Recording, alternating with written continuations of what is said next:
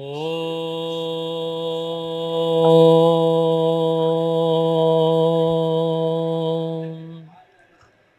ஸ்ரீராமலிங்காய நமஹ. அருட்பெருஞ்சோதி அருட்பெருஞ்சோதி தனி பெரும் கருணை அருட்பெருஞ்சோதி திரு அருட்பிரகாச வள்ளற் பெருமான் திவ்ய திருவடிகளே சரணம். வள்ளல் மலரடி வாழ்க வாழ்க, எல்லா உயிர்களும் என்புற்று வாழ்க. ஏன்னா ஒரு நிகழ்ச்சி ஏற்படுத்துகிறாங்க அப்படின்னா ஏதாவது ஒரு தகவல் நம்ம தெரிஞ்சுக்கணும் அப்படிங்கிறதுக்காக தான் நிகழ்ச்சி அமைக்கின்றார்கள். இது மாதிரி எதையாவது ஒன்று நம்ம இன்னைக்கு கற்றுக்கிட்டு போகணும். இன்னைக்கு சித்திரை 1 இல்லையா, தமிழ் வருஷ பிறப்பு. சன்மார்க்கத்தில் இன்னைக்கு ரொம்ப முக்கியமான நாள். என்ன நாள் சொல்லுங்க? ஏன்னா இது ஒரு சிறிய தகவல் மட்டும்தான் இருக்கும்.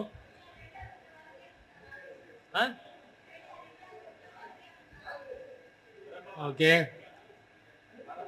ஒரு அறிவிப்பு வெளியிட்ட நாள். அது மட்டும் இல்லை, ஷடாந்த சன்மார்க்க சங்கம் துவங்கிய நாள் அப்படின்னு குறிப்பு தெரிவிக்கப்படுகிறது. அதுக்கு ஆதாரங்கள்லாம் இல்லை. ஆனால் கருங்கோயிலில் பார்த்தீங்கன்னா இன்னைக்கு எழுதி போட்டிருப்பாங்க, சங்கம் இன்றுதான் துவங்கப்பட்டது. 1865 வருடம் சித்திரை 1 தேதி தான் நம்மளது சன்மார்க்க சங்கம் துவங்கப்பட்டது. இது நம்ம எல்லாரும் மறந்து போயிட்டு இருக்கிறோம். இதை வெளிப்படுத்துறதுக்கு சங்கத்தினர் முனைவதில்லை. இன்னைக்கு தான் சங்கம் துவங்கப்பட்ட நாள். சன்மார்க்கத்தின் அஸ்திவாரம் இன்றுதான் போடப்பட்டது இல்லைங்களா? இந்த தகவல் நிறைய பேருக்கு தெரியாது, இனிமேல் தெரிவிக்கப்பட வேண்டும். சரிங்களா? சித்திரை 1 தான் பெருமான் சன்மார்க்க சங்கத்தை துவங்கிய நாள். 1865 வருடம் கருங்குழியிலிருந்து. ஸோ சன்மார்க்கம் எங்க தொடங்குச்சு அப்படின்னா கருங்குழியில் தொடங்கியதுன்னு சொல்லலாம். ஏன்னா இந்த அற்புதமான நாள் இவங்க தொடர்ந்து இந்த சித்திரை 1 முத்திரை பதிக்க வேண்டும் அப்படிதான் அவர் சொல்லுவார். சித்திரையில் முத்திரை அப்படின்னு தான் இந்த மாநாட்டுக்கு பேர் வைப்பாங்க. அது மாதிரி ஒரு முத்திரையை பதிக்க வேண்டும் என்கின்ற ஒரு நோக்கத்தோடு இந்த விழாவை ஏற்பாடு செய்கின்றார்கள். அவர்களுக்கு என்னுடைய முதற்க நன்றியும் வணக்கத்தையும் தெரிவித்துக் கொள்கின்றேன். ஏன்னா எவ்வித தந்திரத்தாலாவது சன்மார்க்கத்தையும் திருவருட்பாவையும் வள்ளற் பெருமானையும் இந்த உலகிற்கு எடுத்து செல்ல வேண்டும் என்கின்ற நோக்கம்தான் விழாக்களின் காரணம். இது அவங்கள விளம்பரப்படுத்திக்கிறதுக்கெல்லாம் இல்லை இல்லையா, எல்லாரையும் கௌரவப்படுத்துறதுக்காக இல்லை, சன்மார்க்கத்தை அனைவரும் புரிந்து கொள்ள வேண்டும் என்பதற்காகத்தான் இந்த விழாவின் நோக்கம். சரிங்களா? அந்த விதத்திலே பெருமான் சங்கத்தை துவங்கிய இந்த அற்புதமான நாள். எதற்காக இந்த சன்மார்க்க சங்கம் துவங்கப்பட்டது? எதற்காக சன்மார்க்க சங்கம் துவங்கப்பட்டது? எதுக்காக? அவர் ரொம்ப போர் அடிச்சதா பெருமானுக்கு?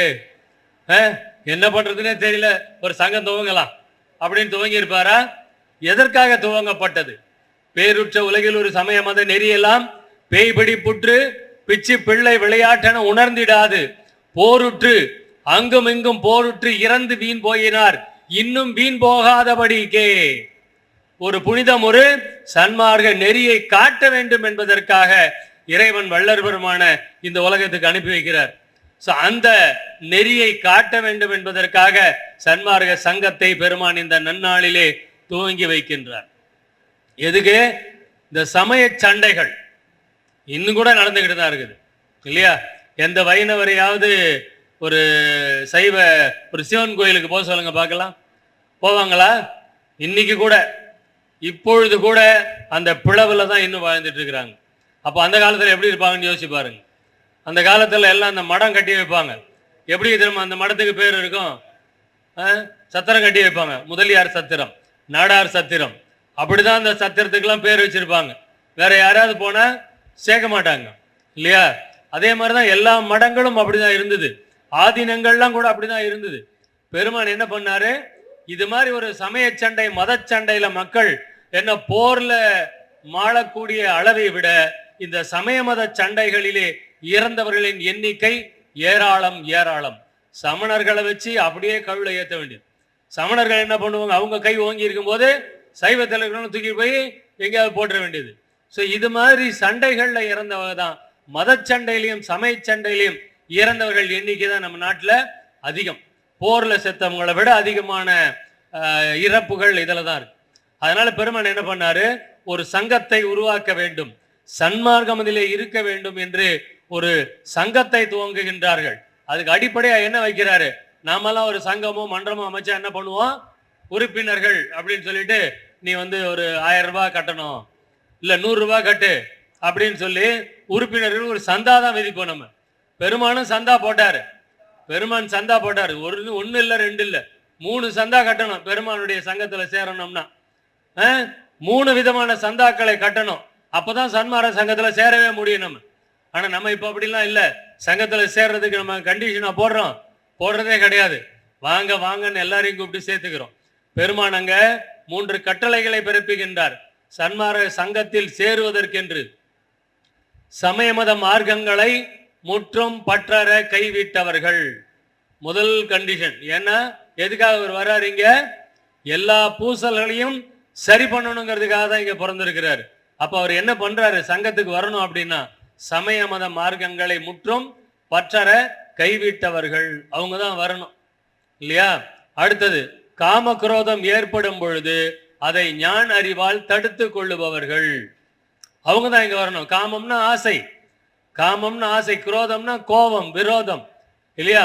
அது ஏற்படும் பொழுது ஞான அறிவால், ஞான அறிவுன்னு என்ன, அது பெரிய பிஹெச்டியா என்ன, ஒண்ணுமே இல்லை. கோவப்பட்டா அதனுடைய விளைவு என்ன ஆகும், ஆசைப்பட்டா அதனுடைய விளைவு என்ன ஆகும், அதுக்கு பின்னாடி என்ன நடக்க போகுது, மேல் விளைவு நோக்காதே அப்படின்னு பாடுவார். அதுக்கப்புறமா என்ன நடக்க போகுதுன்னு சிந்திக்கிறோம் பாருங்க, அதுக்கு பேர் தான் ஞான அறிவு. ஞான அறிவுன்னா உடனே என்னமோ ஏதோன்னு நினைச்சு பயிரக்கூடாது. அடுத்து என்ன, இதனால என்ன விளைவு ஏற்படும் அப்படின்னு சிந்திக்கிறது தான் ஞான அறிவு. அப்ப காம குரோதம் ஏற்படும் பொழுது ஞான அறிவால் தடுத்து கொள்பவர்கள் 2வது கட்டளை. ஆச்சா, 3வது கட்டளை ரொம்ப முக்கியமான கட்டளை. சன்மார்க்க சங்கம் இன்னும் நாடு முழுவதும் விரிவடையாததற்கு காரணம் என்ன என்றால் இந்த கட்டளை தான். புலால் உணவை, கொலை புலை தவிர்த்தவர்கள். இங்கதான் பெரிய செக்கு, இந்த ஆப்பு வைக்கிறதுன்னு சொல்லுவாங்க இல்லையா, அது பெருமான் அங்க வச்சார். எதுக்கு, சன்மார்க்க சங்கத்திலே நீ உறுப்பினர் ஆக வேண்டும் என்றால் இந்த 3 சந்தாக்களை செலுத்த வேண்டும். காசு பணம் எல்லாம் கேட்கல, ஏன்னா பெருமானுக்கு அதெல்லாம் ஒரு பெரிய பொருட்டே கிடையாது. நான் படைத்த பணங்களை பலகால் கிணற்றிலே எறிந்தேன், குளத்தில் எறிந்தேன், கேணியில் எறிந்தனன் எந்தாய் அப்படிங்கிறார். அவர் சம்பாதிச்ச பணத்தெல்லாம் என்ன பண்ணாரு, கையில பணத்தை வச்சுக்கிறதுக்கு அருவருப்பா இருக்குமா, தூக்கி போட்டுருவார்.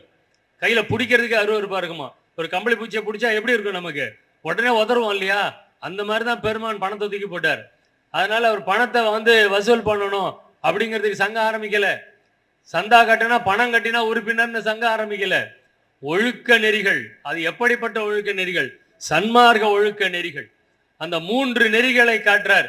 இது 3த்துக்கும் நீ சரியா, இது 3த்துக்கும் நீ சம்மதிக்கிறியா, அப்பதான் நீ சங்கத்தினுக்கு உறுப்பினராக வேண்டும். இது எப்போ, 1865 பெருமான் வந்து அப்பெல்லாம் சமயப்பட்டு வச்சிருந்தாருன்னு சொல்லுவாங்க. பெருமானுக்கு முதல்ல இருந்தே அந்த சமயப்பட்டு எல்லாம் கிடையாது. அவர் சமய தெய்வங்கள் எல்லாம் ஏன் பாடினார் அப்படின்னா, எடுத்த உடனே தெய்வம் எல்லாம் யாரும் இல்லைன்னு சொன்னா ஒரு பயம் உள்ள வர மாட்டான், நாத்திகவாதி மட்டும்தான் உள்ள உட்காந்துட்டு இருப்பான் இல்லையா. அதனால என்ன பண்ணாரு, எல்லா தெய்வங்களையும் பாடுறாரு. முருகனை பாடுறாரு, சிவனை பாடுறாரு, வடிவடி அம்மனை பாடுறாரு, ஏன் ராகவேந்திர ராமரை கூட பாடி இருக்கிறார். எல்லாரையும் பாடி என்ன பண்ணாரு, ஆஹா இவரு வள்ளலார் நம்ம ஆள் தான் போல இருக்குது, நம்ம தெய்வத்தெல்லாம் பாடுறாரு அப்படின்னு எல்லாரும் கொஞ்சம் திரும்பி பார்க்கறாங்க. வள்ளலார திரும்பி பார்க்க வைக்கிறார். எவ்வித தந்திரத்தாலாவது நம் வழிக்கு கொண்டு வர வேண்டும், அப்படிதான் சரிங்களா. நம்ம எடுத்த உடனே ராமனும் மாண்டான் கிருஷ்ணனும் மாண்டான்னு பாரதியார் பாட்டு எடுத்து வச்சு பாடணும்னு வச்சுங்களேன், யாரும் இந்த பக்கம் திரும்பியே பார்க்க மாட்டாங்க. எந்த சாமி கும்பிடுறதுனால கும்பிடு பாடினேன் நான், எல்லாம் நல்லா கும்பிடு, அந்த சாமியை நல்லா கும்பிடு, இந்த ஒழுக்கத்துக்கு வந்துட்டு சாமி கும்பிடு, அப்போதான் அது பலனை தரும்னு சொல்லக்கூடியவன் தான் நான் இல்லையா. அப்போ இந்த சன்மார்க்க சங்கம் துவக்கப்பட்ட இந்த நாள்ல இந்த 3 கட்டளைகளை நாம் நினைவில் கொள்ள வேண்டும். எவ்வளவு பேர் இந்த 3 கட்டளையில பாஸ் பண்ணுவோம் சொல்லுங்க பார்க்கலாம். சமய மத மார்க்கங்களை முற்றும் பற்றார கைவிட்டவர்கள், ரொம்ப சிறப்பு இல்லையா. காம குரோதம் ஏற்படும் பொழுது ஞான அறிவால் தடுத்து கொள்பவர்கள், கொலை புலை தவிர்த்தவர்கள். இந்த 3 இருந்தா சன்மார்க்க சங்கத்துக்கு உறுப்பினர் ஆகலாம். 1865 முதல்ல என்ன பண்ணாரு? பெரிய ஃபில்டர் போட்டு வடிகட்டிட்டார் இல்லையா? ஆனா உலகியலீர் மரமிலா பெருவாழ்வில் வாழ்ந்திடலாம் கண்டீர்னு தான் பாடினார். உலகியலீர்னு எல்லாரையும் தான் கூப்பிடுறாரு இல்லையா? ஆனா முதல்ல ஒரு ஃபில்டர் வடிகட்டுறாரு. நீங்கெல்லாம் அப்படியே வெளியிலேயே இருங்க, மற்றவங்க எல்லாம் வெளியிலேயே இருங்க. இந்த 3க்கு யார் ஒத்துக்கிறீங்களோ அவங்க மட்டும் உள்ள வாங்கன்னு கூப்பிடுறாரு. அப்ப நிறுத்தினாரா இல்லையா? ஃபில்டர் பண்ணாரா இல்லையா? ஃபில்டர் பண்ணணும். அதுதான் சன்மார்க்க சங்கத்தை துவங்கிய இந்த நாளில் நாம் நினைவில் கொள்ள வேண்டும். யார் வேணாலும் வாங்கப்பா, காசு நிறைய டொனேஷன் கொடுப்பாரா? சேர்த்துக்கலாம். நம்ம எப்படி இருக்கிறோம்? டொனேஷன் நிறைய கொடுப்பாரா? சேர்த்துக்கலாம். இடம் கொடுத்துருக்கிறாருங்க, சங்கத்துக்கு இடம் கொடுத்துருக்கிறாரு, அதனால் அவர் எப்படிப்பட்டவராக இருந்தாலும் நம்ம அரவணைச்சிக்கலாம்னா தவறு, தவறு. பொருளிலே, இந்த உலகம் பொருளிலே இருப்பது ஆதலினால், இந்த உலகமே பொருள்ல தான் இருக்கு. நம்ம அத்தனை பேர் எதுக்கு பாடுபட்டு இருக்கிறோம்? சம்பாதிக்கிறதுக்கு தான் இல்லையா?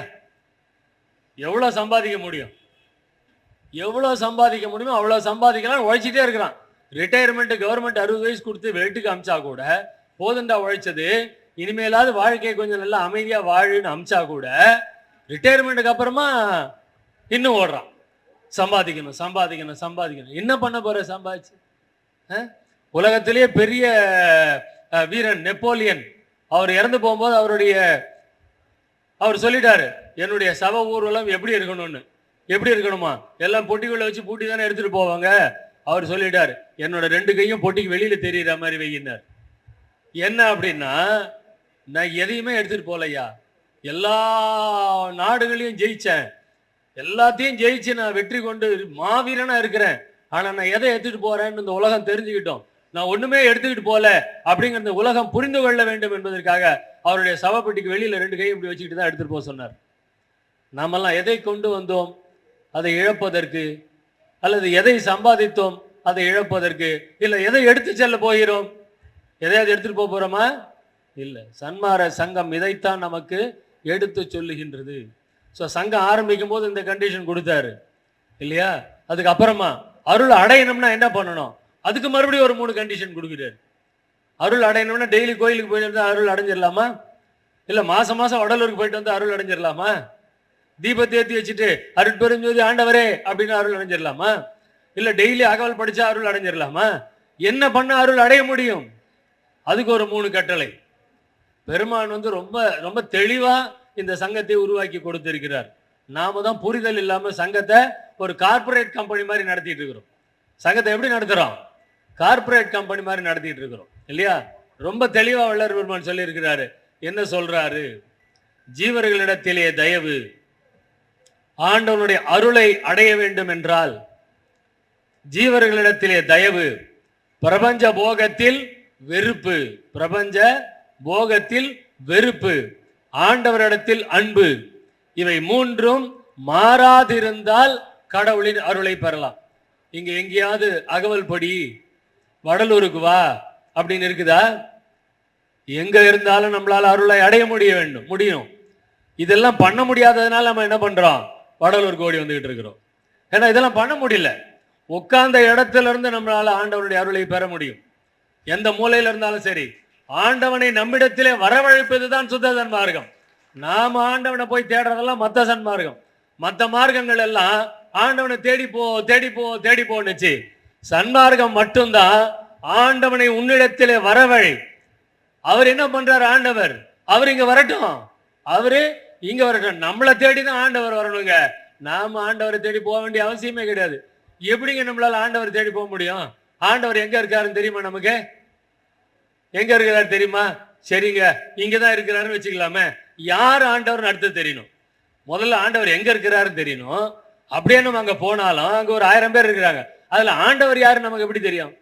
ஏற்கனவே பார்த்திருக்கிறோமா? முன்ன பின்ன என்ன பாபுன்னு முன்ன பின்ன அவர் பார்த்திருக்கிறாரு. அதனால கூப்பிட்டு வச்சு இங்க பேச வைக்கிறாரு இல்லையா? இப்போ இது அருட்பெருஞ்சோதி ஆண்டவர் பேசுவார் அப்படின்னு போய் உட்காந்துக்கிட்டேன்னு வச்சுக்கோங்க. என்ன நடக்கும்? இங்க என்ன நடக்கும்? ஒன்றும் நடக்காது. ஏன்னா ஆண்டவரை நமக்கு தெரியாது. அவர் எங்க இருக்கிறாருன்னு தெரியாது, எப்படி இருப்பாருன்னு தெரியாது. அப்ப நீ எப்படி போய் ஆண்டவர் அடைய முடியும்? வள்ளலாருடைய கேள்வி அதுதான். நீ எப்படி போய் ஆண்டவர் அடைய முடியும்? அவர் எங்க இருக்காரு தெரியாது, எப்படி இருக்காரு தெரியாது. எந்த ரூட்ல போகணும், பஸ்ல போகணுமா, நடந்து போகணுமா, மாட்டு வண்டியில போகணுமா, குதிரை வண்டியில போகணுமா, கார்ல போறோமா, ஏரோப்ளேன்ல போகணுமா, எப்படி போகணும் தெரியாது. அப்ப என்ன பண்ணணும், நீ உட்கார்றா, உன் இடத்துக்கு ஆண்டவனை வரவை அப்படின்னாரு. அதுதாங்க சுத்த சன்மார்க்கம். நம்ம இடத்துக்கு ஆண்டவனை வர வைக்கணும் இல்லையா? அதுக்கு என்ன பண்றது? எல்லாம் செயல்கூடும் என்னானை அம்பலத்தே. இங்க கூட தவறாதான் அதை உச்சரிச்சிங்க. தயவு செய்து அனைத்து சன்மார்க்கிகளும் திருத்தி கொள்ள வேண்டும். எல்லாம் செயல்கூடும் என்னானை அம்பலத்தே, எல்லாம் வல்லான் தாளையே ஏத்து. எல்லாம் வல்லான் தனையே ஏத்துன்னா எல்லா புத்தகத்திலும் இப்ப வந்துட்டு இருக்குது. பழைய அருட்பாவை எடுத்து பாருங்க. தாளையே ஏத்து. இறைவனுடைய தாள் அப்படின்றது திருவடி.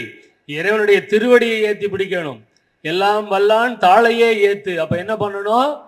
இறைவனுடைய திருவடிகளை இருக பிடித்து கொண்டேன் பதத்தை இனி நான் விடுவேனோ, எந்தாய் பாதம் பிடித்த கையால் வேறு தொடுவேனோ. திங்கக்கிழமை ஒரு சாமி கும்பிடுறான், செவ்வாய்க்கிழமை ஒரு சாமி கும்பிடுறான், புதன்கிழமை ஒரு சாமிக்கு போறான், வியாழக்கிழமை ஒரு சாமிக்கு போறான், எதுவும் பார்த்தாத ஞாயிற்றுக்கிழமையான சர்ச்சுக்கும் போறான், வெள்ளிக்கிழமையான மாசுக்கும் போறான். எந்த சாமி தான் அவனை காப்பாற்ற போகுது? அதுக்கே புரியல. திங்கக்கிழமை கும்பிட்ற சாமி அதான் செவ்வாய்க்கிழமை சாமி காப்பாத்திக்கன்னு விட்டுற போறாரு. செவ்வாய்க்கிழமை சாமி என்ன பண்ண போகுது? வியாழக்கிழமை சாமி கும்பிட காப்பாத்துட்டு விட்டுற போகுது. இப்படி என்ன பண்றது? எல்லா சாமியும் கை விட்டுட்டு அம்போன்னு நிற்கிறான். எந்த சாமியை கும்பிடுறதுன்னு இவனுக்கும் புரியல, எந்த சாமி காப்பாற்றணும்னு அந்த சாமிங்களுக்கும் புரியல. அதனால தான் எல்லாரும் அவசரப்பட்டுட்டே இருக்கிறாங்க. ஏதாவது ஒருத்தரை பிடிங்க, ஒருத்தரை பிடிங்க. கற்புன்னா அதுதானுங்களே. ஏதாவது ஒருத்தரை பிடிக்கணும், இருக பிடிச்சுக்கோங்க. மார்கண்டேயர் தான் மாண்பறிந்திலையோ வள்ளல் பெருமான் சொல்றார். மார்கண்டேயர் என்ன பண்ணாரு? சிவபெருமான இறுக்கி கட்டி பிடிச்சிட்டாரு. அவர் ஒன்றும் மரணத்தெல்லாம் ஜெயிக்கிறதுக்கு எந்த பாடும் படல. மார்கண்டேயன் எதுவும் பண்ணல. அவர் பண்ண ஒரே விஷயம் என்ன? இறுக்கமா பிடிச்சிக்கிட்டாரு. இறைவனை இறுக்கமா பிடிச்சிக்கிட்டாரு. அப்ப யமனை உதைச்சது யாரு? மார்கண்டேயன் உதைக்கல, சிவபெருமான் யமனை உதைக்கிறார். எதுக்கு? மார்கண்டேயரை தூக்கிட்டு போகக்கூடிய வந்த யமனை உதைச்சது யாரு? சிவபெருமான்.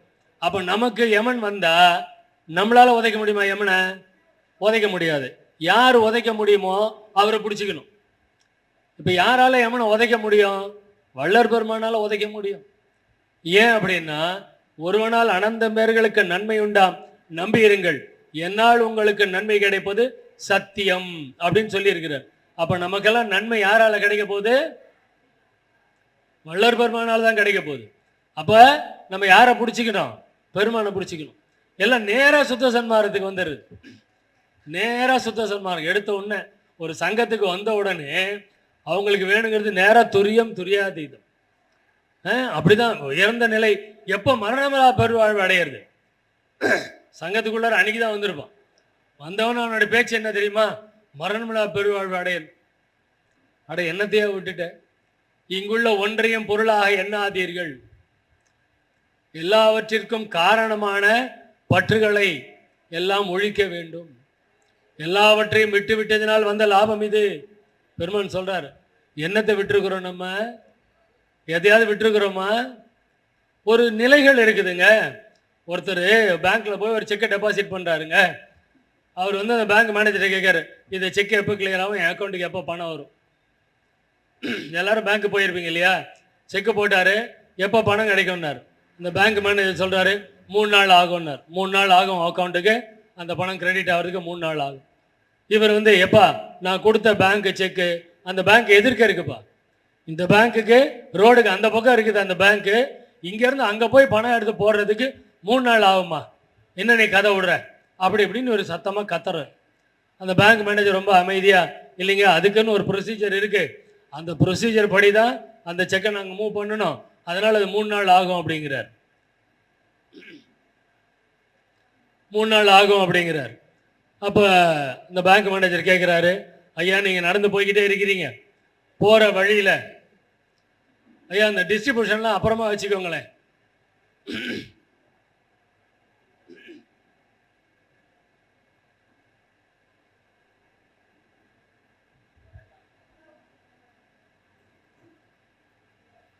சொல்லுங்க ஐயா அந்த டிஸ்ட்ரிபியூஷன்லாம் இப்போ பண்ணாதீங்க, எல்லாரையும் டிஸ்ட்ராக்ட் பண்ணிட்டு இருக்குது. நன்றி. அம்மா தண்ணி வந்துருச்சுமா, போக வேண்டாம்.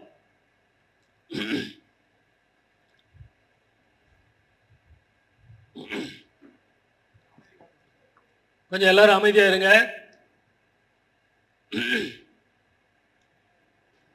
ஸோ அந்த பேங்க் மேனேஜர் கேட்டாரு, ஐயா நீங்க எப்படி நடந்து போயிட்டே இருக்கிறீங்க, ஒரு சுடுகாட்டை கிராஸ் பண்ணி போறீங்க, அந்த சுடுகாட்டிட்ட போகும்போது உங்க உயிர் போயிருச்சுன்னு வச்சுக்கோங்க, சுடுகாட்டுக்கிட்ட போகும்போது உங்க உயிர் போயிடுச்சுன்னு வச்சுக்கோங்க, பக்கத்தில் தான் சுடுகாடு இருக்குது, அப்படியே உங்களை கொண்டு போய் அங்கே புதைச்சிட்டு போயிடலாமா, இல்லை உங்களுடைய உடம்பை வீட்டுக்கு எடுத்துட்டு போய் எல்லா காரியமும் பண்ணி அதுக்கப்புறமா சுடுகாட்டுக்கு எடுத்துட்டு வரணுமான்னு கேட்டார்.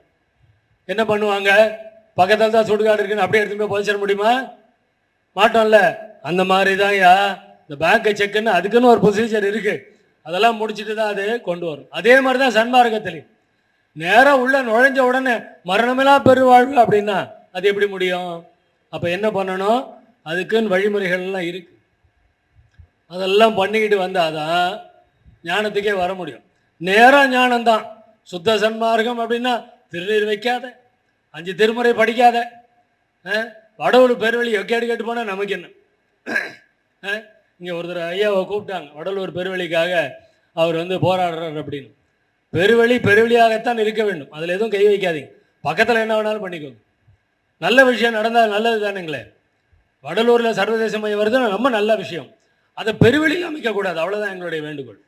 பக்கத்திலே அமைச்சிக்கலாம், நிறைய இடம் இருக்குது வடலூரில், நிறைய இடம் இருக்குது. வடலூர், கருங்குழி, மேட்டுக்கோப்பம் சுற்றி எவ்வளோ இடம் இருக்குது. நல்ல விஷயம் நடந்தால் ரொம்ப சந்தோஷம். அந்த பெருவெளியில் மட்டும்தான் அதை பண்ணக்கூடாது, வேறு எதுவுமே எங்களுடைய குறிக்கோளே வேண்டுகோளே இல்லை. பெருவெளியில் கை வைக்காதீங்க இல்லையா, அது மட்டும். அந்த மாதிரி இந்த ஞானத்தை அடைய வேண்டும் என்றால் அதுக்கு ஒரு வழிமுறைகள் இருக்குது. சரியை, கிரியை, யோகம், ஞானம். தாசமார்க்கம், சர்புத்திர மார்க்கம், சகமார்க்கம், சன்மார்க்கம். அந்த 4 குறவர்கள் எல்லாருக்கும் தெரியும், அவங்கள தான் எடுத்துக்காட்டாக சொல்கிறாங்க. தாசமார்க்கம் ஆண்டான் அடிமை, சர்புத்திர மார்க்கம் அப்பா புள்ள, சகமார்க்கம் தோழன், சன்மார்க்கம் ஒன்றுக்குள்ள ஒன்று ஆயிடுச்சு, நான் வேறு நீ வேறு இல்லைன்னு சொல்கிறது தான் சன்மார்க்கம். அப்போ சன்மார்க்கம்னாலே அந்த இறை ஒன்று ஆகிறது தான் சன்மார்க்கம். நானும் இறைவனும் வேற வேற இல்லைன்னு உணர்றது தான் சன்மார்க்கம்.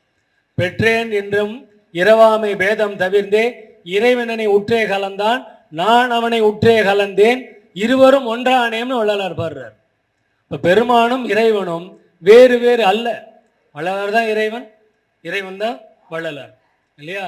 அப்போ இது எல்லாத்துக்கும் அடிப்படையாக நமக்கு என்ன வேணும், இந்த நிலையை நம்ம அடைய வேண்டும்னா ஜீவர்களிடத்திலே தயவு. அதனால்தான் ஜீவகாருண்ய ஒழுக்கத்தை வள்ளல் பெருமான் அவ்வளவு வலியுறுத்துறதுக்கு காரணம், அருளை அடைய வேண்டும் என்றால் அதற்கு முதல் காரணம், முதல் விஷயம் நம்ம என்ன பண்ணணும், ஜீவர்களிடத்திலே தயவு. அதுக்கு பேர் தான் ஜீவகாருண்ய ஒழுக்கம். அடிப்படை. நம்மள்ட்ட எல்லாம் ஜீவகாருண்யம் இருக்குதா இல்லையா? இருக்கா? ஜீவகாருண்யம் இல்லைன்றவங்க கை தூக்குங்க பார்க்கலாம். எல்லார்கிட்டையும் ஜீவகாருண்யம் இருக்கு இல்லையா? எல்லார்கிட்டையும் ஜீவகாருண்யம் இருக்கு. ஏன் எல்லார்கிட்டையும் ஜீவகாருண்யம் இருக்கு? ஜீவகாருண்யம் எல்லார்கிட்டையும் ஏன் இருக்கு? ஆன்மாவின் இயற்கை குணம் ஜீவகாருண்யம். நம்மளுடைய ஆன்மா இருக்கு இல்லையா, அது இயற்கையாகவே அந்த தயவோட தான் அது இருக்கு, இயற்கையாகவே தயவோட தான் இருக்கு.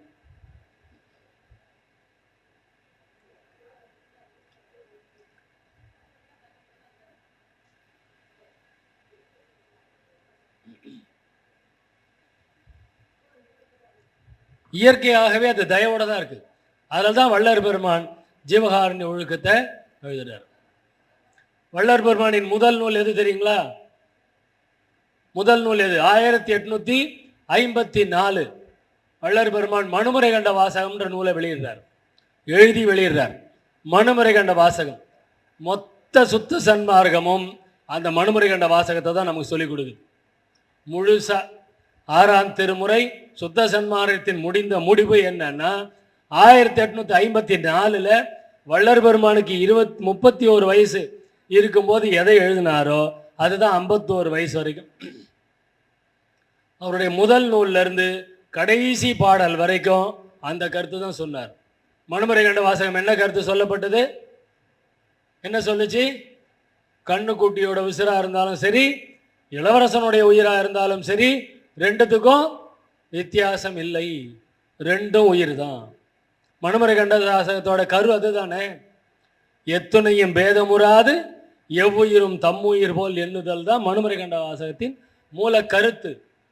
அது 1854. 1874 பெருமான் அதை தான் சொல்றார். எத்துணையும் பேதமுறாது எவ்வுயிரும் தம்முயிர் போல் எண்ணி உள்ளே ஒத்து உரிமையுடையவர் யாவர் அவர் உளம்தான் சுத்த சித்துருவாய் எம்பெருமான் நடம்புரியும் இடமென நான் தெரிந்தேன். அந்த வித்தகர்தம் அடிக்கு ஏவல் புரிந்திட என் சிந்தை மிக விழைந்ததாலோ. அந்த மாதிரி யார் இருக்கிறாங்களோ அவங்களுக்கு எடுபடி வேலை செய்யறதுக்கு வள்ளல் பெருமான் தயாரா இருக்கிறார்.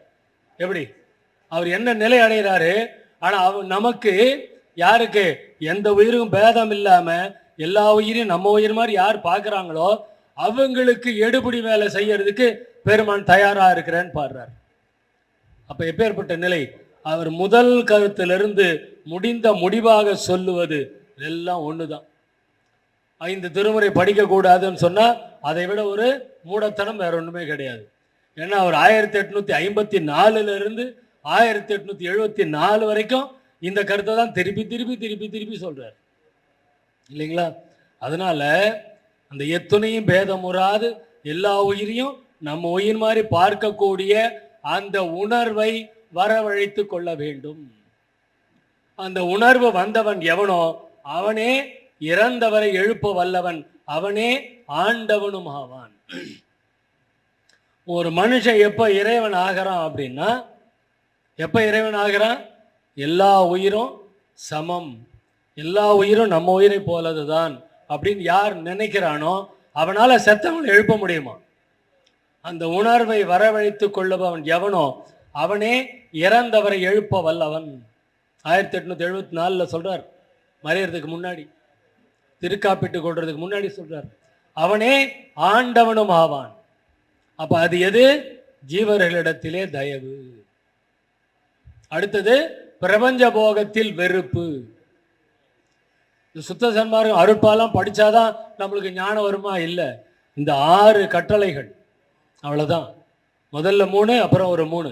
இந்த 6 கட்டளையும் பின்பற்றினால் அருள் நமக்கு அதுவே வந்து கொட்டும். நாம தேடி போகவே வேண்டியது. ஜீவனிடத்தில் தயவு. நம்ம காமராஜர்னு ஒருத்தர் இருந்தார் தெரியுமா? அவர் புலால் உண்ணக்கூடியவர். காமராஜர் புலால் உண்ணக்கூடியவர் தான். ஆனா அவர்கிட்ட இருந்த இரக்கம் இருக்கு தெரியுங்களா? தொலைநோக்கு பார்வை. அவருக்கு அப்பளமா இன்னும் யாரும் அணை கட்டவே இல்லை. காமராஜர் கட்டினதான் கடைசி அணை. அதுக்கப்புறமா இன்னும் யாரும் அணை கட்டலை.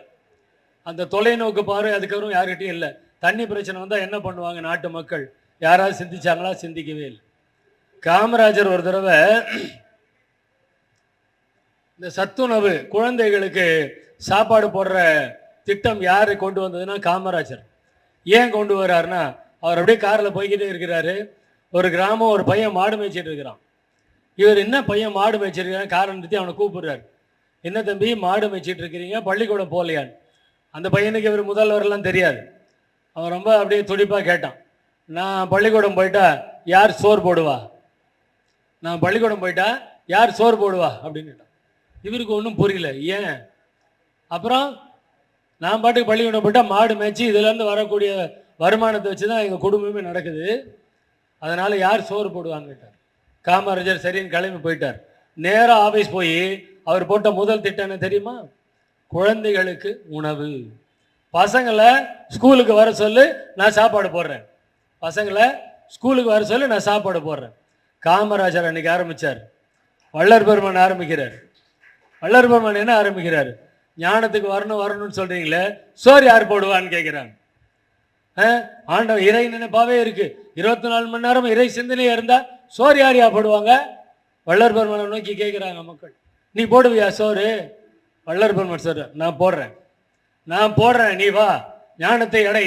மனிதனாக பிறந்தது எதற்காக சிந்திச்சு பாருன்னார். மனித தேகம் எதுக்காக நம்மளுக்கு கொடுக்கப்பட்டது? எதுக்காக? நல்ல வீடு வாசல் பங்களா காரு, பேரன் பிள்ளைங்க பேத்தி கொள்ளு பேத்தி அப்படின்லாம் நல்லா வாழ்ந்து செத்து போறதுக்கு அந்த மனித தேகம் கொடுக்கப்பட்டது. நான் யார் என்பதை உணர்வதற்காகத்தான் இந்த மனித தேகம் கொடுக்கப்பட்டது. ஏங்க, மிருகங்களும் வாழுது செத்து போகுது, மிருகங்களும் வாழுது இனப்பெருக்கம் பண்ணுது.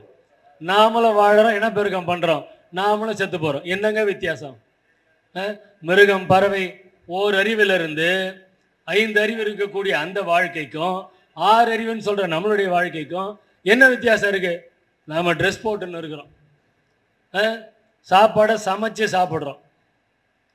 வேற ஏதாவது வித்தியாசம் இருக்கா? வீடு கட்டின்னு இருக்கோம்னு சொல்லலாம். தூக்கணாங்குருவி கட்டக்கூடிய அந்த கூடு இது வரைக்கும் எந்த இன்ஜினியராலும் கட்ட முடியல. ட்ரை பண்ணிகிட்டே தான் இருக்கிறாங்க, இப்போ கூட ட்ரை பண்ணிட்டு தான் இருக்காங்க. அது எப்படி அந்த அந்த இழையை வந்து பின்னுது அப்படின்னு இன்னும் கண்டுபிடிக்க முடியல. அடுத்தது இந்த எறும்பு புத்து இருக்கு இல்லையா, நல்லா அது பாட்டுக்கு 5 அடி 6 அடி கட்டியிருக்கும். அது உள்ளே போனீங்கன்னா அவ்வளவு சின்ன சின்ன அறைகள். அது எப்படி தான் அந்த அறையை உண்டு பண்ணுச்சு அப்படின்னு இன்னும் கண்டுபிடிக்க முடியல. ட்ரை பண்ணிக்கிட்டே தான் இருக்கிறாங்க. அப்போ இந்த 5 அறிவு இருக்கக்கூடிய அது என்ன பண்ணுதோ, 6 அறிவு இருக்கக்கூடிய நாம என்ன பண்றோம்? எல்லாம் ஒன்றா தான் இருக்கு, எல்லாம் ஒன்றா. இன்ஃபேக்ட் அதுக்கெல்லாம் நம்மளை விட இன்னும் புத்திசாலியா இருக்கு. அவைகள் எப்படி படைக்கப்பட்டதோ அப்படி வாழ்ந்து கொண்டிருக்கின்றன. நாம் எதற்காக படைக்கப்பட்டோமோ அப்படி வாழறதே இல்லை. இந்த மனித தேகம் நம்மை உணர்ந்து கொள்வதற்காக படைக்கப்பட்ட தேகம். நமக்குள் இருக்கக்கூடிய இறைவனை உணர்ந்து கொள்வதற்காக படைக்கப்பட்டதுதான். இந்த மனித தேகம் ஆன்ம லாபத்தை அடைவதற்காகவே கொடுக்கப்பட்ட தேகம். நம்ம யாராவது ஆன்ம லாபத்தை பற்றி பேசுகிறோமா? உலகியல் லாபங்களை பற்றி தான் பேசிட்டு இருக்கிறோம். ஆன்ம லாபத்தை பற்றி சிந்திக்கிறதே கிடையாது. ஆனால் இந்த மனித தேகம் ஆன்ம லாபத்தை அடைவதற்காக மட்டுமே கொடுக்கப்பட்ட தேகம். அப்பேற்பட்ட தேகத்தை வச்சுக்கிட்டு என்ன அட்டூழியம் பண்ணிட்டு இருக்கிறோம் இல்லையா? அந்த 6வது அறிவு, அது என்னங்க 6வது அறிவு? பகுத்தறிவும்பாங்க. பகுத்தறிவு அப்படிங்கிறதுக்கு பேர் என்ன தெரியுங்களா? நம்மை உணர்ந்து கொள்வதுதான், நம்மை தெரிந்து கொள்ளக்கூடிய அறிவு தான் 6வது அறிவு. நான் யார்? எல்லாரும் நான் யாருன்னா என்ன பதில் சொல்லுவீங்க? நான் யாருன்னா உங்களெல்லாம் நீங்க யாருன்னு கேட்டா என்ன நீங்க யாருன்னு கேட்டீங்கன்னா நான் என்ன பதில் சொல்லுவேன்? நான் மூப்பா பாபுன்னுவேன். நானா மூப்பா பாபு?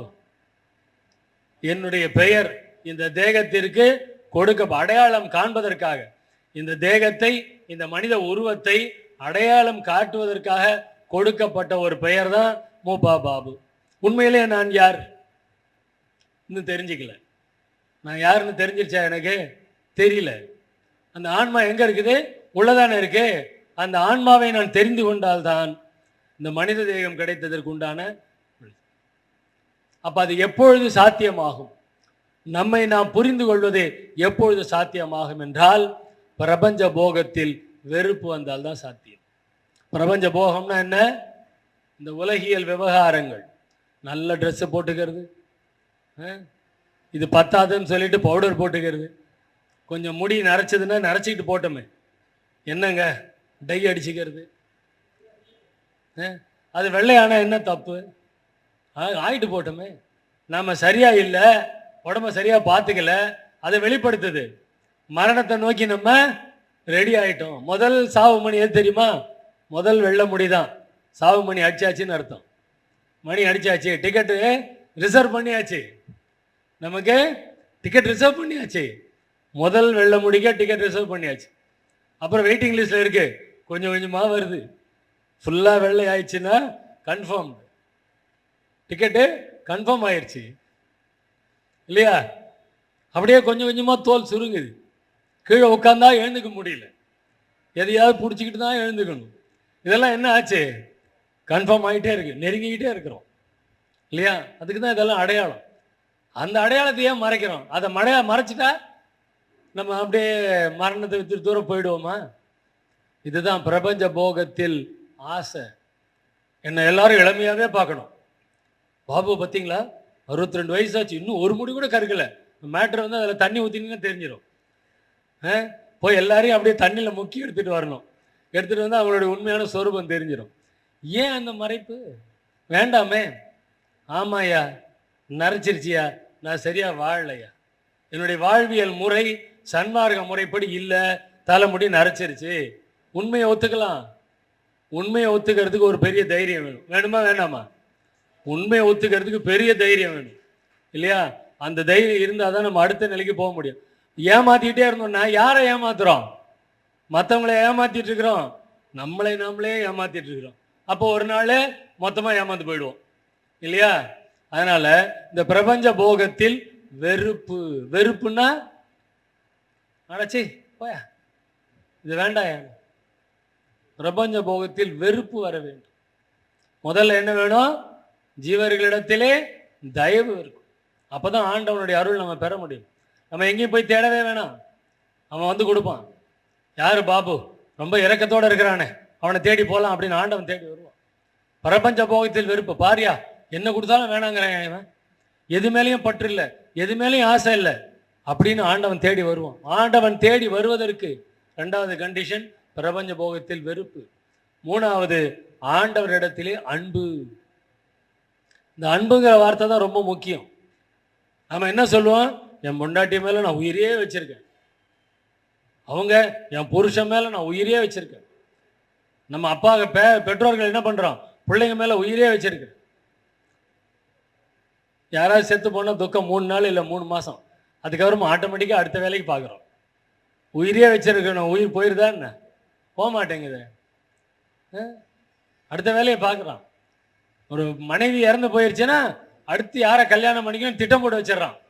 மனைவியோட காரியத்துக்கு முன்னாடியே அடுத்து யாரை கல்யாணம் பண்ணிக்கிறதுன்னு திட்டம் போட்டுடுறான் இல்லையா? அப்படிதான் இருக்குது. அப்ப எங்க இருந்து? அப்ப இந்த அன்புங்கிற வார்த்தை என்ன அப்படின்னா, இறைவனிடத்திலே மட்டும்தான் நம்மளால அன்பு செலுத்த முடியும். நம்ம மற்ற ஜீவர்களிடத்துல காட்டுறதுக்கு பேர் அன்பு கிடையாது, பற்று, பாசம். அதுக்கு பேர் என்ன? பாசம். அந்த பாசம் தான் நம்ம இறைநிலை அடையிறதுக்கு பெரிய தடை.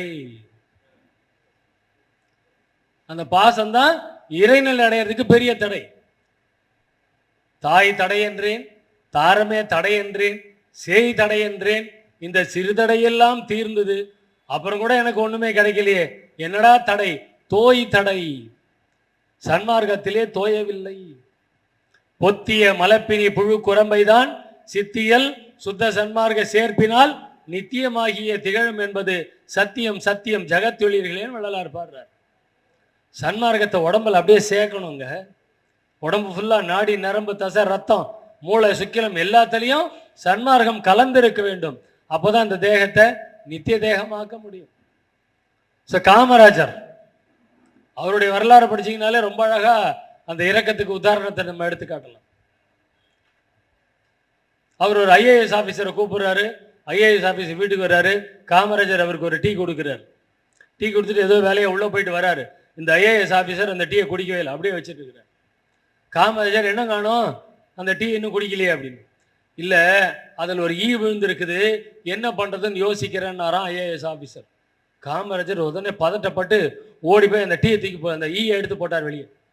ஈ எடுத்து வெளியே போட்டார். ஏயா, உனக்கு அந்த டீ தான் பிரச்சனை, அந்த ஈக்கு உயிர் பிரச்சனை. ஆனா அந்த ஈயோட உயிரை பத்தி நீ கவலைப்படாம அந்த டீயை எப்படி குடிக்கிறதுன்னு யோசிச்சுட்டு இருந்தியே, நீ இந்த பதவிக்கு அருகதை அற்றவன், வெளியே போன விரட்டி விட்டார். அந்த டீயோட அந்த வலியையும் அது உயிருக்கு போராடிட்டு இருக்குங்கிறத உணர முடியல. நீ எப்படி அந்த டீயை குடிக்கிறதுன்னு யோசிச்சுட்டு இருக்கிறியே, நீ எப்படி மக்களுக்கு நல்லது பண்ணுவ, எந்திரிச்சு வெளியே போன்னு அப்பொழுதே அவரை வெளியே விரட்டி விட்டவர் காமராஜர். அப்ப நமக்கு எப்படி இருக்கணும் உணர்வு? அந்த மாதிரி இருக்கணும். ஆனா இப்பெல்லாம் இல்லை. அப்ப அந்த இரக்கம் அப்படிங்கிறது, அந்த பதட்டம், ஐயோ அந்த டீ இல்லை. அந்த மாதிரி ஒரு வாழ்க்கை வாழ்ந்த, அதனால தான் இன்னும் கூட அவருக்கு பெருந்தலைவர் காமராஜ். உலகத்திலேயே அந்த நிலையை, அந்த பட்டத்தை வேற யாரும் இன்னும் கிடைக்கல, வேற யாருக்கும் இன்னும் கொடுக்கல. உலகத்திலேயே காமராஜருக்கு மட்டும்தான் அந்த என்ற தொலைநோக்கு பார்வை. ஒரு தடவை மெடிக்கல் கவுன்சிலுக்கு வந்து மெடிக்கல் சீட்டுக்கு வந்து அப்ளிகேஷன் வந்து குவியுது. அவருக்கு ஒரு 20 சீட்டு கோட்டா, முதல்வர் அப்படிங்கிறதுனால அவர் ஒரு 20 பேரை தேர்ந்தெடுக்கலாம்.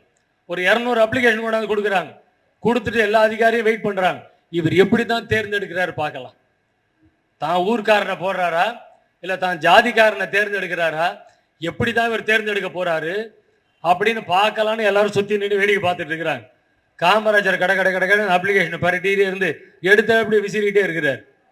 20 அப்ளிகேஷன், 10 நிமிஷம் கூட ஆகல, 20 அப்ளிகேஷன் ரெடி. இந்த இவனுக்கெல்லாம் சீட்டு கொடு அப்படின்ட்டார், இவனுக்கெல்லாம் சீட்டு கொடு அப்படின்ட்டார்.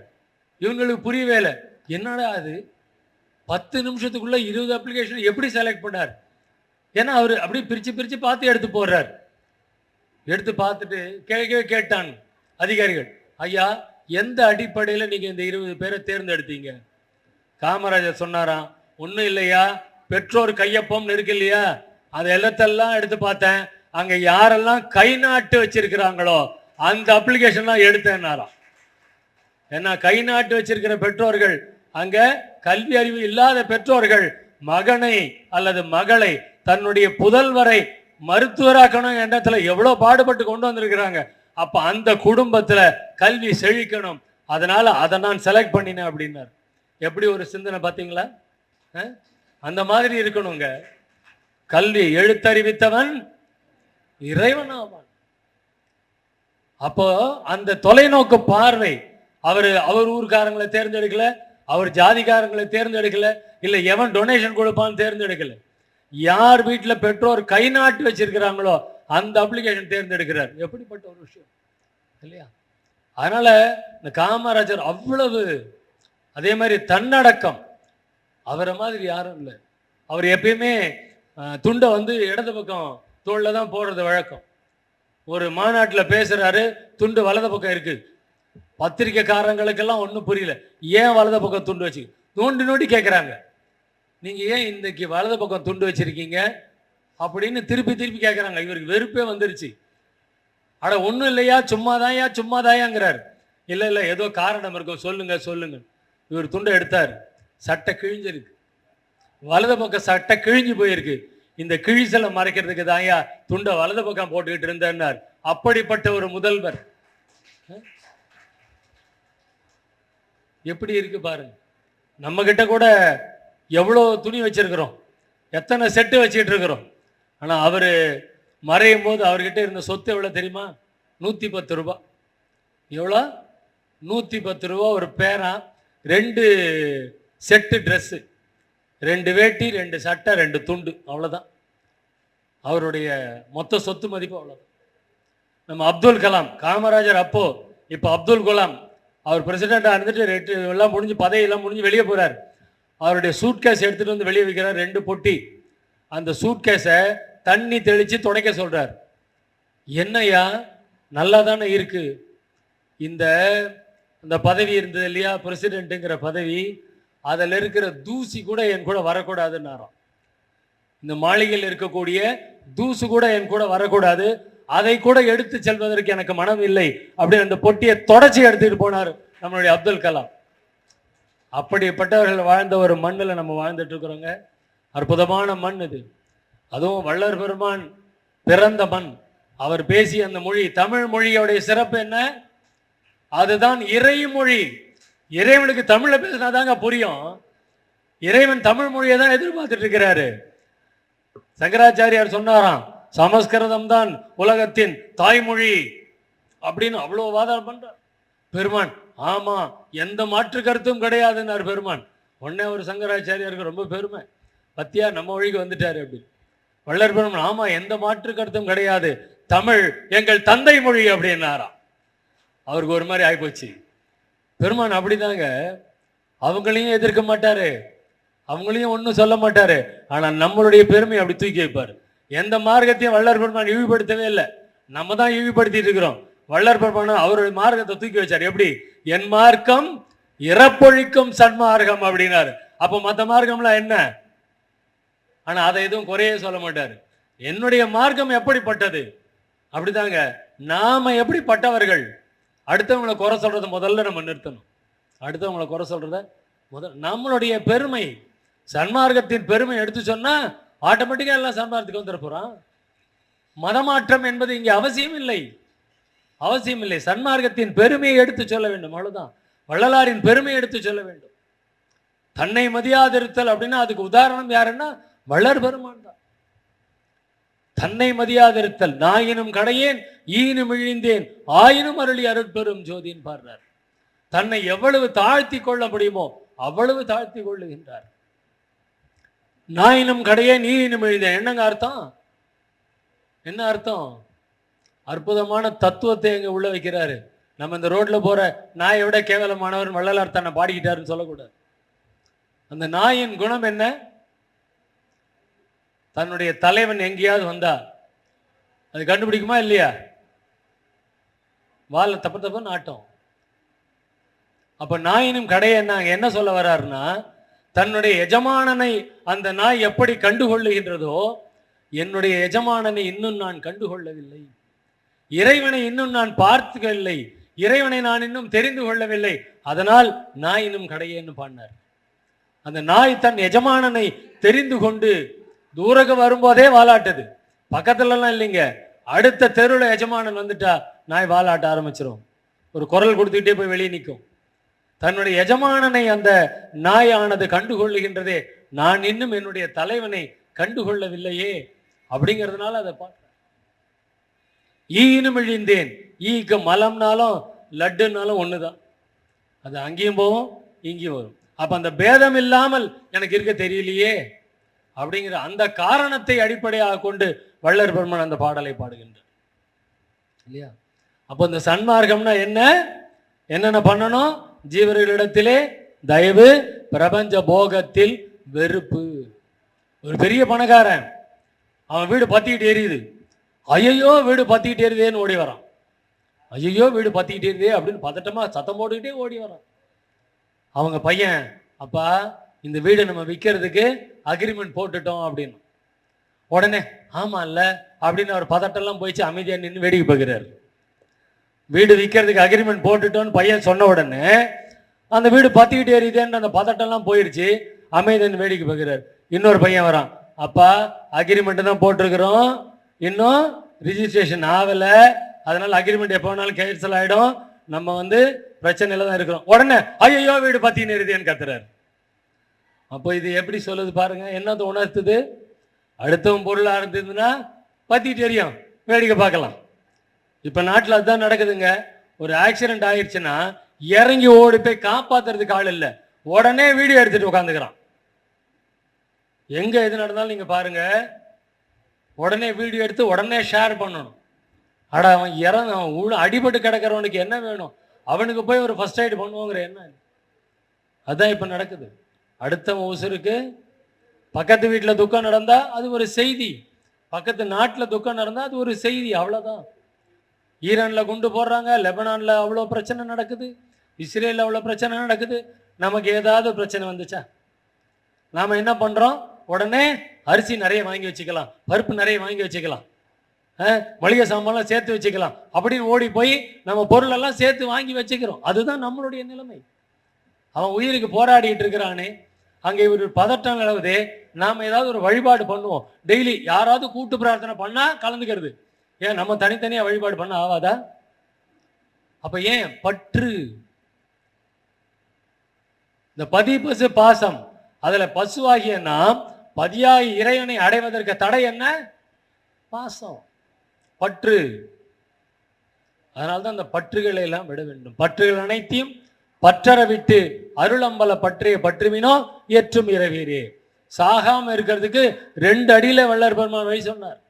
பற்றுகள் அனைத்தையும் பற்றற விட்டு, எல்லா பற்றுகளையும் கொஞ்சம் கூட பாக்கி இல்லாம விட்டுட்டு அருளாகி அந்த அம்பலத்தை பற்ற வேண்டும். அதை பிடிச்சோன்னா மரணத்தையே ஜெயிக்கலாம் அப்படிங்கிற அளவு வள்ளல் பெருமான் எடுத்து கொடுக்கிறார். 2வது, அப்ப ஜீவர் ஆண்டவர் இடத்துல அன்பு. அப்ப இங்க நம்ம மற்றவங்கள்ட்ட வைக்கிறதுக்கு பேர்ல அன்பு கிடையாது. யாராவது அன்பா இருக்கீங்க அப்படின்னு சொன்னா பொய் சொல்றாங்கன்னு அர்த்தம், பொய் சொல்றாங்கன்னு அர்த்தம். ஏன்னா அன்பு என்பது எப்பொழுது துவங்கும் என்றால் மனம் செயல்படாத நிலையில தான் துவங்கும். மனம் செயல்படுவது எல்லாம் பாசம், பற்று. அன்புன்னா ஆன்மாவின் தொடர்புடையதுக்கு பேர் தான் அன்பு. இப்ப ஆன்மா எப்ப செயல்படும் அப்படின்னா மனம் செயல்படாத நிலையில் தான் ஆன்மா செயல்பட தொடங்கும். அது வரைக்கும் இந்த மனசு தான் நம்மளெல்லாம் ஆட்டி படைச்சிட்டு இருக்கு. அப்ப மனம் எப்ப செயல்படாது? ஒரே மனம் கடந்த ஒரு பெரு வெளிமேல் அரசு செய்து ஓங்கும் அருட்பெரும் ஜோதி. இப்ப மனம் செயல்படாத நிலையில், அப்ப ஆண்டவனை நோக்கி நம்ம அந்த பிரேயர் பண்றோம், தவம் பண்றோம், தியானம் பண்றோம் அப்படின்னா மனம் எப்ப செயல்படாது அப்படின்னா, எப்ப செயல்படாது? இன்று வருமோ, நாளைக்கே வருமோ, அல்லது மற்றென்று வருமோ அறியேன் எங்கோவே துன்று மல வெம்மாயை அற்று வெளிக்குள் வெளிகடந்து சும்மா இருக்கும் சுகம். எல்லாரும் கொஞ்ச நேரம் சும்மா இருங்க அப்படின்னா நம்ம என்ன பண்ணுவோம்? எல்லாரும் கொஞ்ச நேரம் அப்படியே ஆடாம அசையாம உட்காந்துட்டே இருப்போம். அதுக்கு பேர் தான் சும்மா இருக்கிறதா? சும்மா இருக்கிறதுனா என்ன?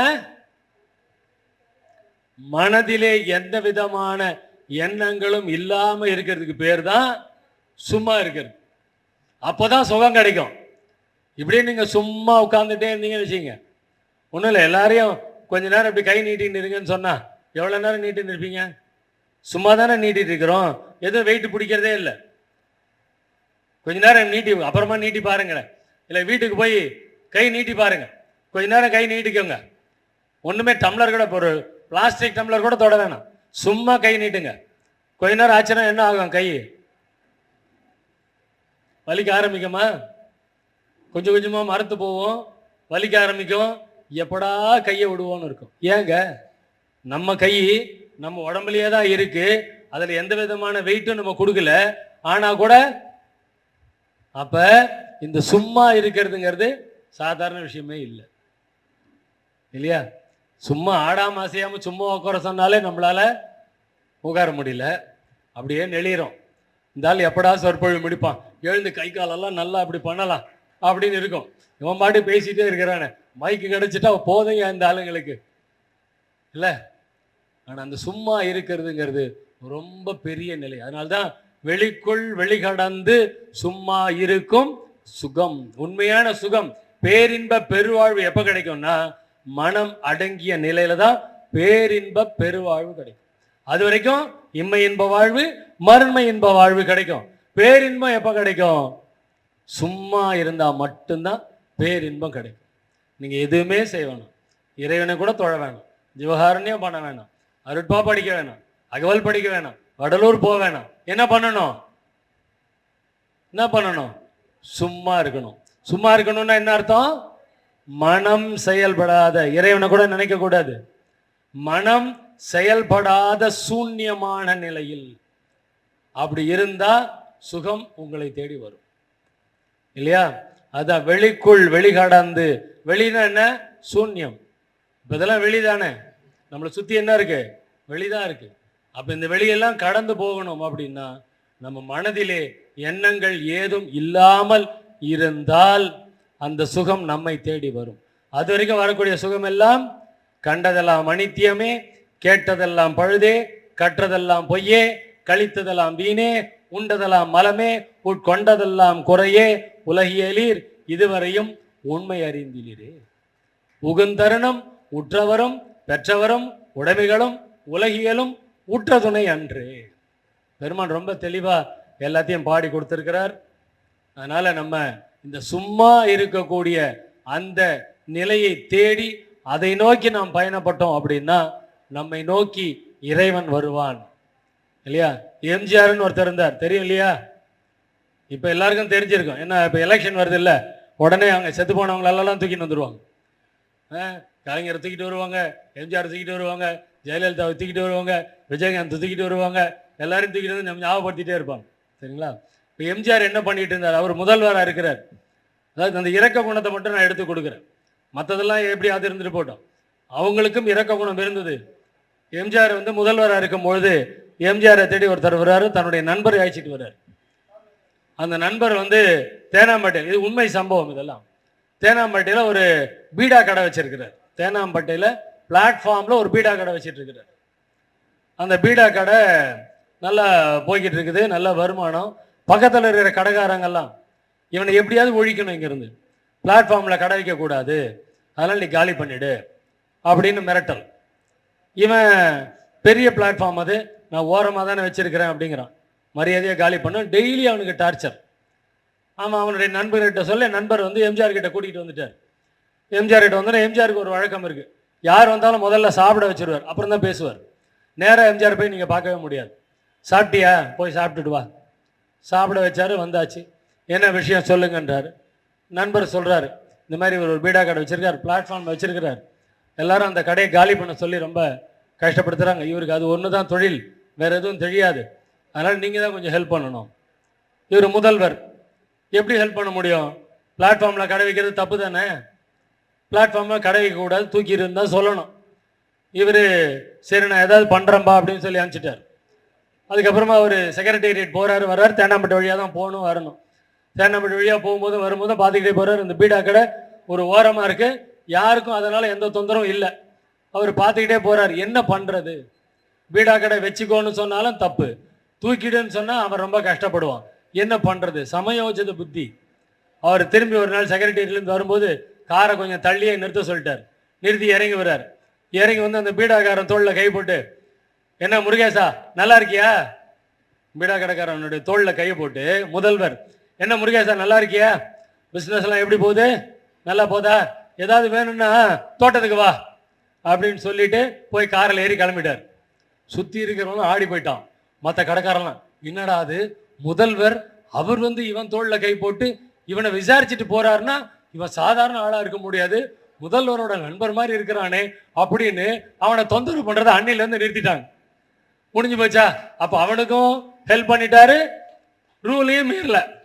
காலி பண்ணுன்னு சொன்னா அவன் கஷ்டப்படுவான், காலி பண்ணாதன்னா ரூலை மீறினது ஆகும். இவர் ஒண்ணுமே பண்ணல, அமைதியா போய் என்னடா முருகேசா நல்லா இருக்கியா, ஏதாவது வேணும்னா தோட்டத்துக்கு வான்னு சொல்லிட்டு போயிட்டார். சமயோஜித புத்தி இல்லையா? பெருமாள் அதான் சொல்றாரு, சமயோஜித புத்தி. என்ன பண்ணாரு? எவ்வித தந்திரத்திலாவது தண்டனிட்டு சொல்லுவேன், மிரட்டி சொல்லுவேன், பொருளை கொடுத்து வசப்படுத்துவேன், இப்படி எவ்வித தந்திரத்தாலாவது நல் வழிக்கு வர செய்து விடுவேன். நம்ம எல்லாருக்கும் இதுதான் பெருமான் சொல்லி கொடுத்திருக்கிறார். எந்த தந்திரமாவது பண்ணி எல்லாரையும் நல்ல வழிக்கு கூட்டிட்டு வரணும். அதுதான் இன்றைய தினம் நாம் எடுத்துக்கொள்ளக்கூடிய ஒரு சூளுரையாக இருக்க வேண்டும் என்று அற்புதமாக பெருமான் சங்கத்தை துவங்கிய இந்த சித்திரை 1ஆம் தேதியை நாம் மறக்காமல் ஒவ்வொருவரிடம் இந்த நிகழ்வை ஏற்பாடு செய்து நடத்தி கொண்டிருக்கக்கூடிய அத்துணை அருளாளர்களுக்கும் நன்றி பாராட்டி விடைபெறுகிறேன். நன்றி, வணக்கம்.